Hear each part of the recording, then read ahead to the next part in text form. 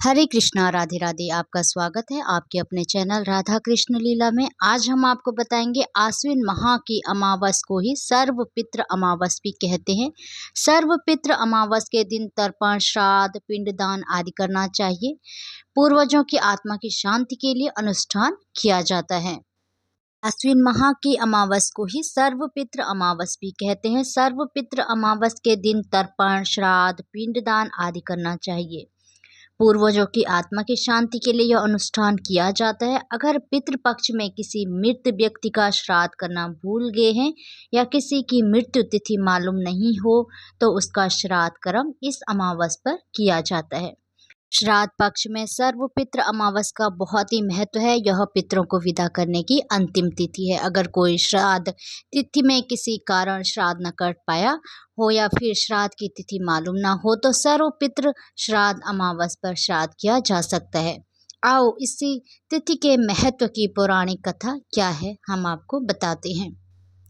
देवताओं के पितृगण अग्निशवात जो सोमपत लोक में निवास करते हैं, उनकी मानसी कन्या अछोदा नाम की एक नदी के रूप में अवस्थित हुई। मत्स्य पुराण में अछोद सरोवर और अछोदा नदी का जिक्र मिलता है जो कि कश्मीर में स्थित है।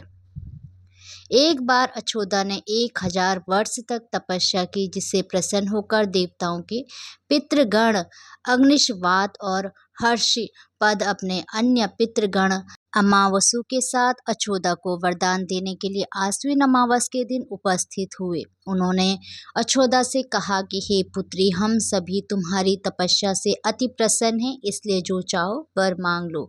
लेकिन अछोदा ने अपने पितरों की तरफ ध्यान नहीं दिया और वह अति तेजस्वी पितृ अमावस को अपलक निहारती रही।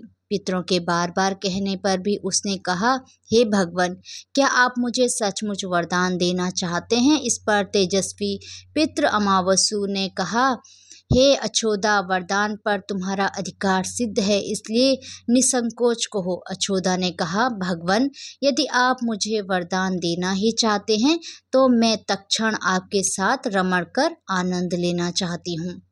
अछोदा के इस तरह के कहने पर सभी पितृ क्रोधित हो गए। उन्होंने अछोदा को श्राप दिया कि वह पितृलोक से पतित होकर पृथ्वी लोक पर जाएगी। पितरों के इस तरह श्राप दिए जाने पर अछोदा पितरों के पैरों में गिरकर रोने लगी। इस पर पितरों को दया आ गई। उन्होंने कहा कि अछोदा, तुम पतित योनि में श्राप मिलने के कारण मत्स्य कन्या के रूप में जन्म लोगी। पितरों ने आगे कहा कि भगवान ब्रह्मा के वंशज महर्षि पराशर तुम्हें पति के रूप में प्राप्त होंगे।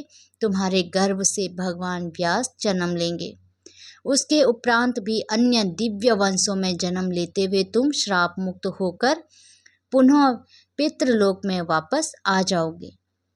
पितरों के इस तरह कहे जाने पर अछोदा शांत हुई। अमावसु के ब्रह्मचर्य और धैर्य की सभी पितरों ने सराहना की एवं वरदान दिया कि यह अमावस्या की तिथि अमावसु के नाम से भी जानी जाएगी। जो प्राणी किसी भी दिन श्राद्ध न कर पाए वह केवल अमावस्या के दिन श्राद्ध तर्पण करके सभी बीते 14 दिनों का पुण्य प्राप्त करते हुए अपने पितरों को तृप्त कर सकते हैं। तभी से प्रत्येक माह की अमावस्या तिथि को सर्वाधिक महत्व दिया जाता है और यह तिथि सर्व पितृ श्राद्ध के रूप में मनाई जाती है। उसी पाप के प्रायश्चित हेतु कालांतर में यही अछोदा महर्षि पराशर की पत्नी एवं वेदव्यास की माता सत्यवती बनी थी। तत्पश्चात समुद्र के अंशभूत शांतनु की पत्नी हुई और 2 पुत्र चित्रांगत तथा विचित्रवीर को जन्म दिया था। इन्हीं के नाम से कलयुग में अष्ट का श्राद्ध मनाया जाता है। हरे कृष्णा राधे राधे। भगवान श्री कृष्ण और राधा रानी की कृपा आप सभी भक्तों पर हमेशा बनी रहे और आपके पितरों का आशीर्वाद हमेशा आपके साथ रहे। जय श्री राधे।